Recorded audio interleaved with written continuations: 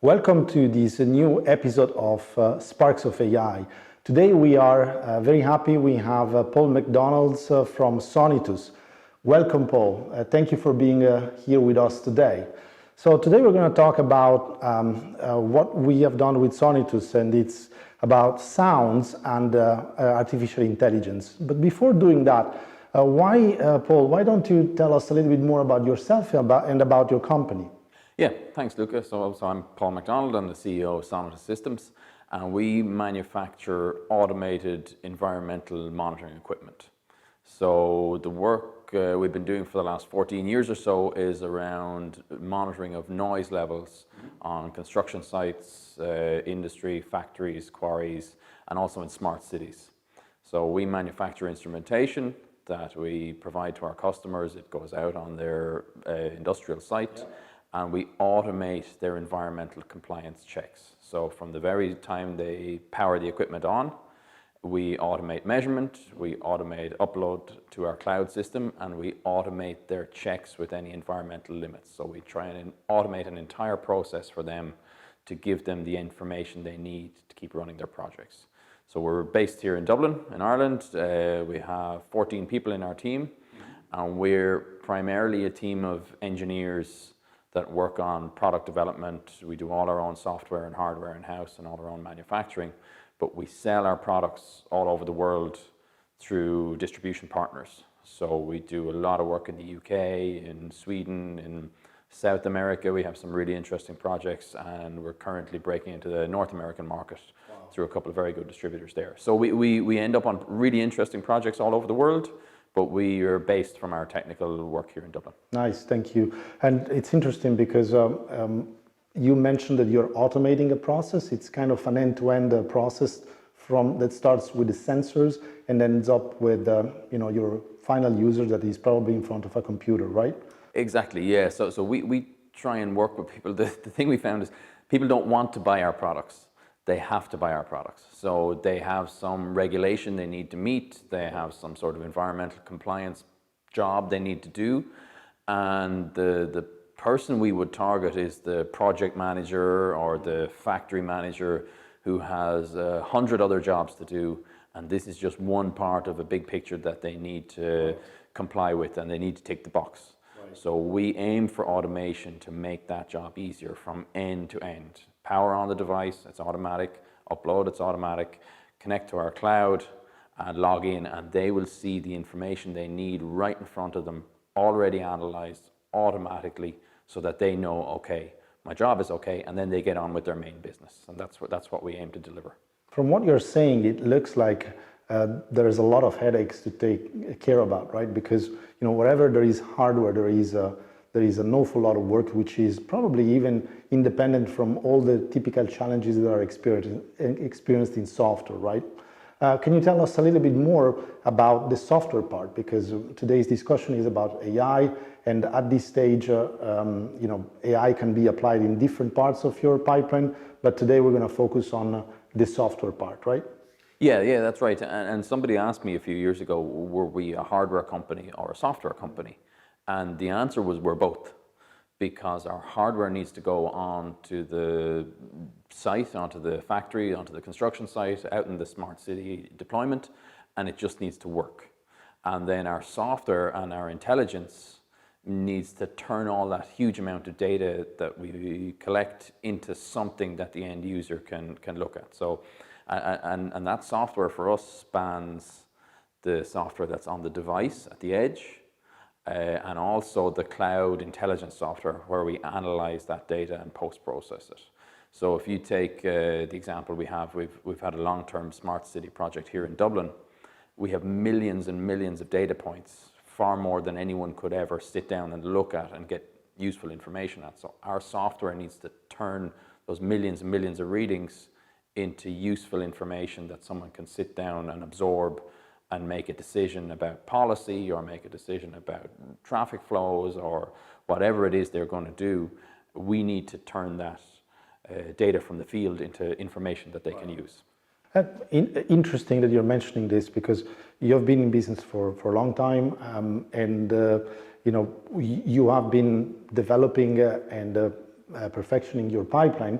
But only recently you had this need about an AI system embedded into your pipeline. Can you tell us a little bit more about that moment, the moment where it became clear to you that you needed AI?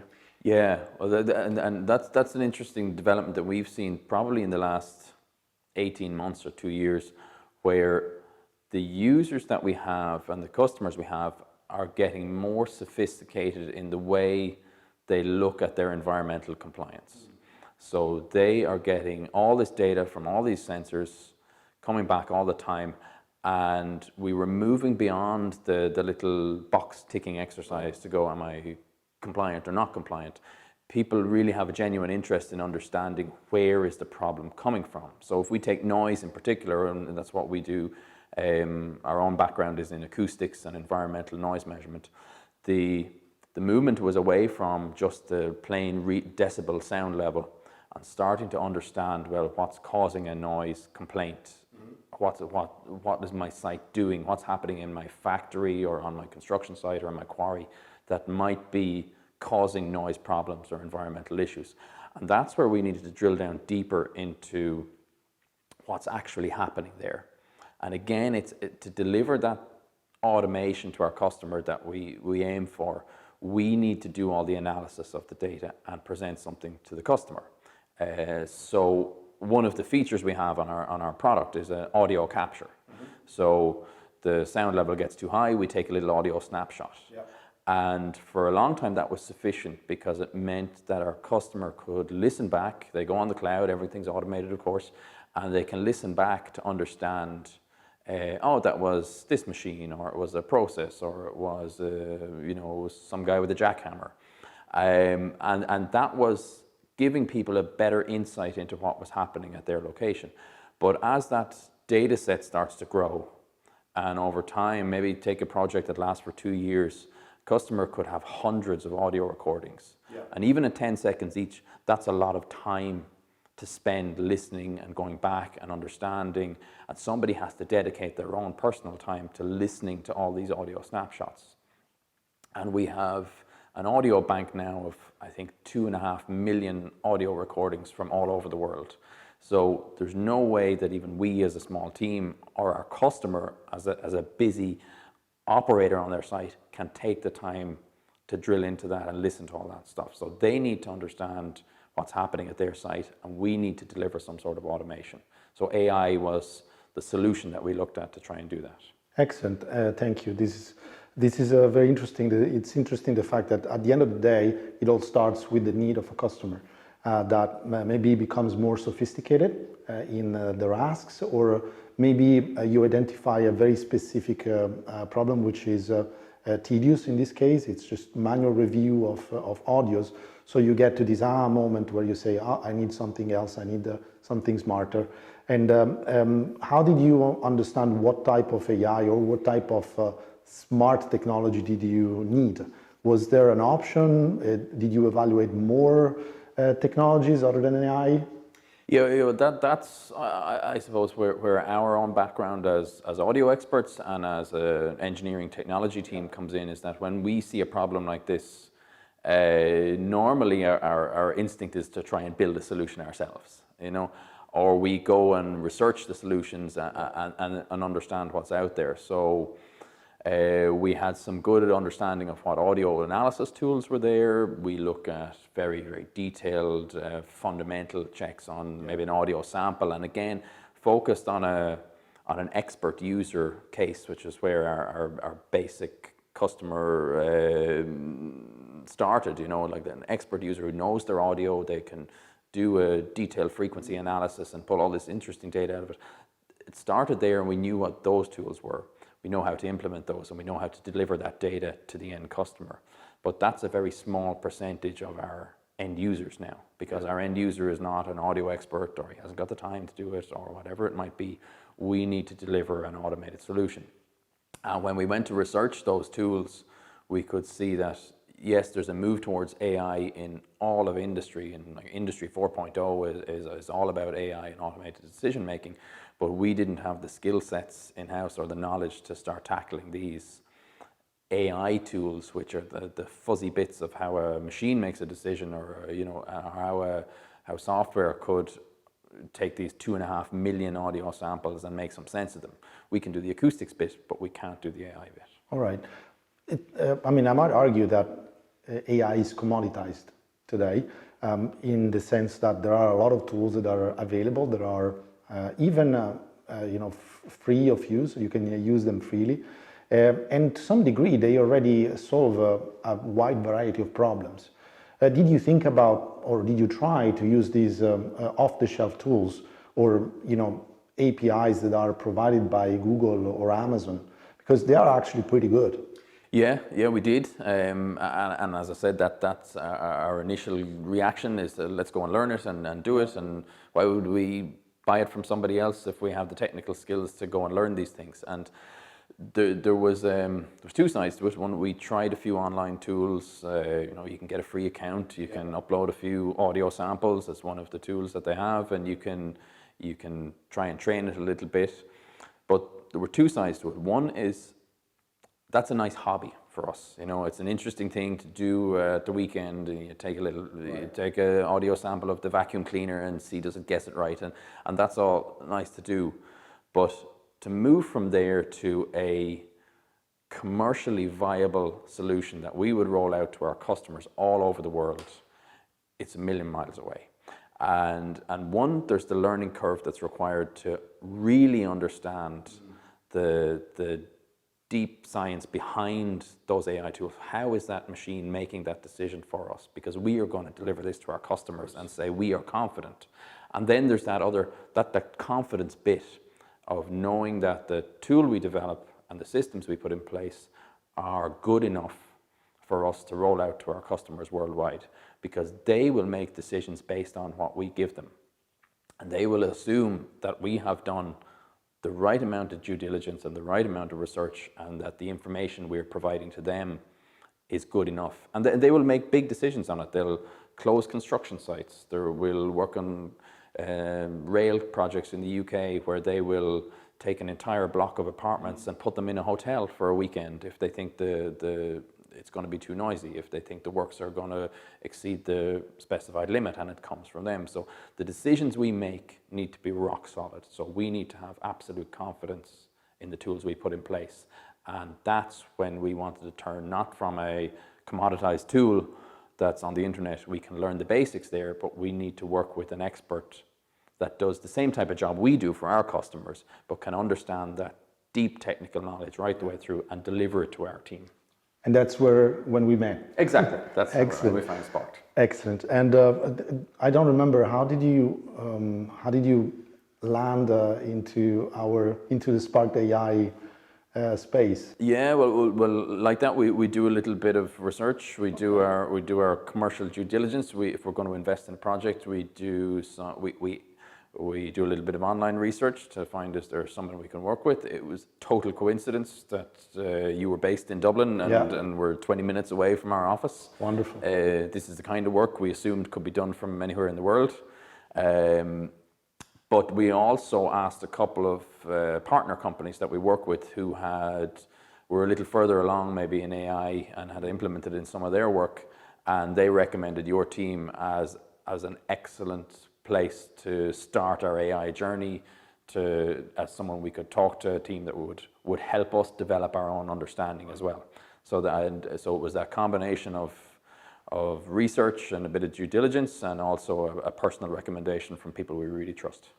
Excellent. Now let's go a little bit deeper into the solution that we developed together, because I think it's really cool, first of all, and because it really gave us the ability, and by we I mean myself and my team, to dive into the world of audio, because we do a lot of video, we do a lot of still image analysis, but we never really discarded the pixels and focused on the wavelengths only.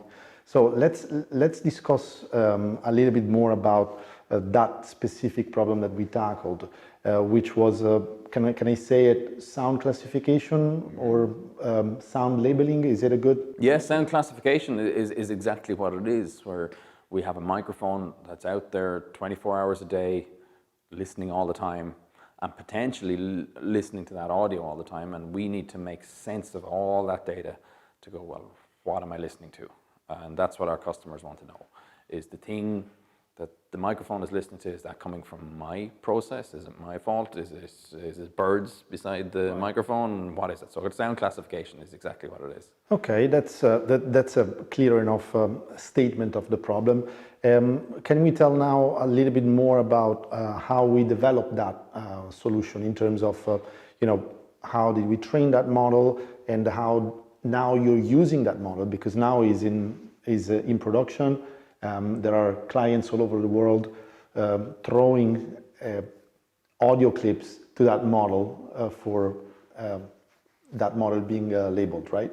Yeah, absolutely. Thousands and thousands of new audio samples every single day come in from all over the world, from all different types of locations, from all countries, from all different cultures and activities, and we need to understand what that is. So the starting point was with the customer need, like you said. We have all this complicated data and this huge data set that seemed almost impossible to tackle, and we need to dig into it and start to make some sense out of it. So the initial choice was to take a small sample of that data set and then focus on a particular customer application that would cover most of our customer base. And try to understand what is it that we need to discover or need to listen to, because a lot of the tools actually that are online or that are more commonly available are listening out for something, and which is probably an easier technical solution, is we are checking to see if this sound is contained in this audio sample. So for example, your Alexa is listening out for Alexa, and then we go from there. A lot of the home security tools that have this built in, they're listening for breaking glass. They're listening out for these specific sounds. Our challenge was we have no idea what's coming, and we have to make sense of that unknown data. So we took a small sample of several thousand sounds. We worked through with your team what is the right language to use to describe these, and there are, I suppose, common taxonomy is used in our industry where this is the right way to classify sound that's universally accepted.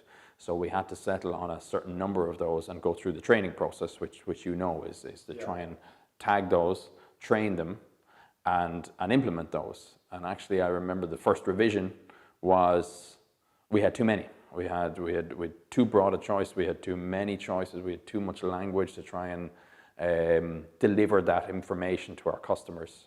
So based on your recommendations and based on the feedback we got, and actually that was one of the things I know our team really enjoyed, was the weekly meetings. The weekly sprint meeting was everybody's favorite meeting because our team was learning at the same time. It was a journey through this. It was not a piece of work that was delivered back with a report and thank you very much. It was a collaboration to try and improve what we were doing. So the second revision had fewer classification terms and a much more targeted use of the tool to try and turn our audio into, I suppose, information for our customers. Right. That was the bit we really enjoyed. And it's very interesting that you're mentioning collaboration because it's AI. So the impression that somebody could get is that you just train a model, you deploy that model into a cloud solution. You don't even need to meet anyone. It's just that, it's just a piece of code. But from what you're saying, there is this big pain, which is, establishing trust and keeping that chain of trust robust so that your customer can trust Sonitus. Sonitus can trust the technology, and essentially everything falls into the right place at the right time.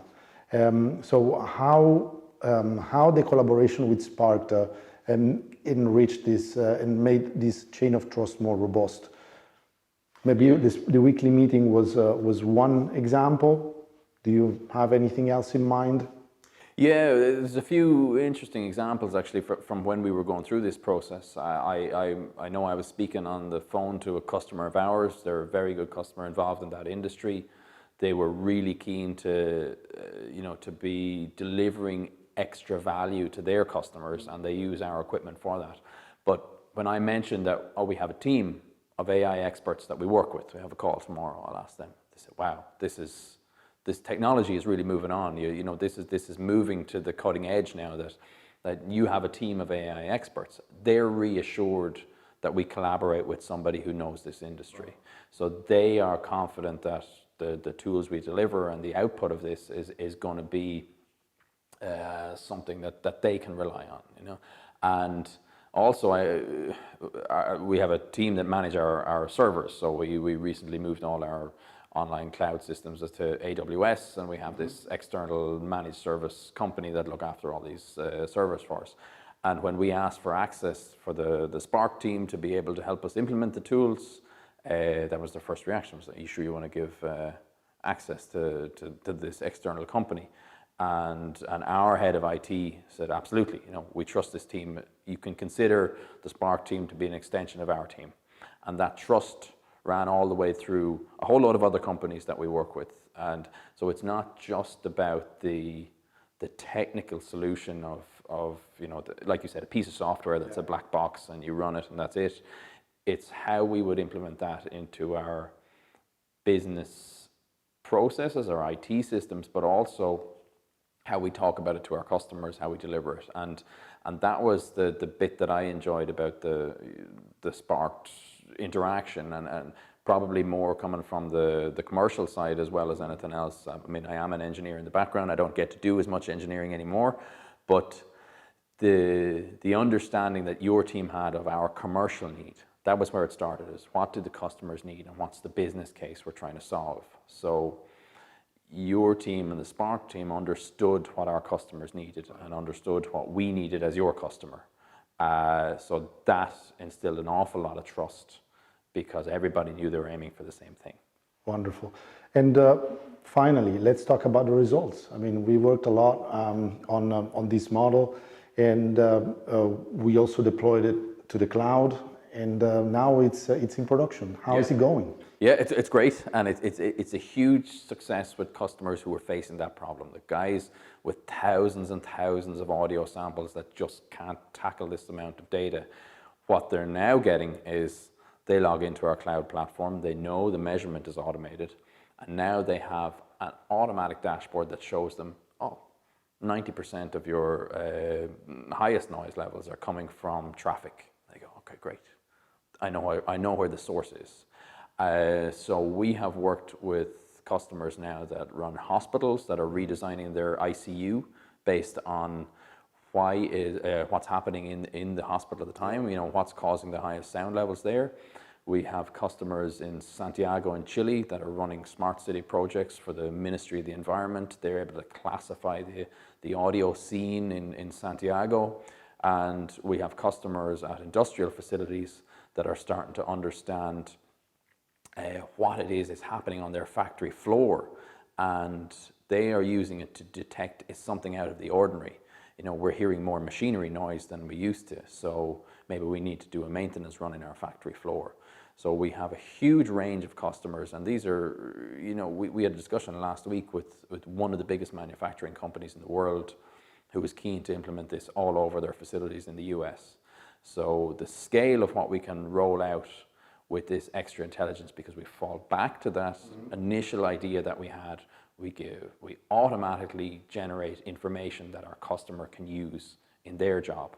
And now we're doing it with AI in a way that lets them really pinpoint what's happening and listening, constantly listening to their factory or their site or their city, but doing it in an automatic way so they have the dashboard in front of them that says, it's trees, it's birds, it's traffic, it's machines, it's a jackhammer. And that's exactly what they want. Log on, see the information straight in front of them, and behind the scenes is all the AI, just like the way we like to do it. Increased level of insights.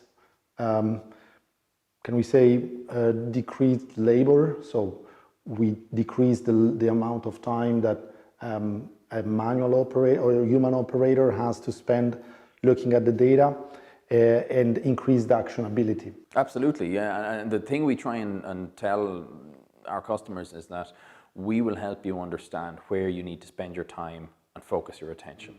And that's exactly what they're getting now, where before they had this insurmountable amount of information and data to try and listen back through. Now we're just helping them to understand this is where you focus your time, and then they can use their expertise to make a better decision based on that.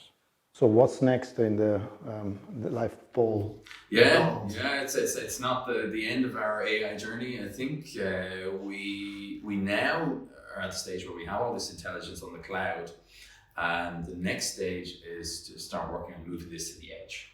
Right. So that we take everything we've learned, the knowledge that we shared and transferred, the tools that we have, and we start deploying this on our product as well, so that our product can make better decisions at the edge, and the information that we share, the data we capture, is refined all the way through that process and all the way through that technical chain. So that's not a trivial thing. And again, we need someone we trust, and we expect a collaboration there, because it's back to all those challenges you mentioned with hardware, with software, with understanding what the customer needs, so that when we make a decision or our AI makes a decision, we have absolute trust in it, and our customer has absolute trust in it. And we trust Spark for that. Thank you very much for being here with us today, and we will see you guys in the next episode.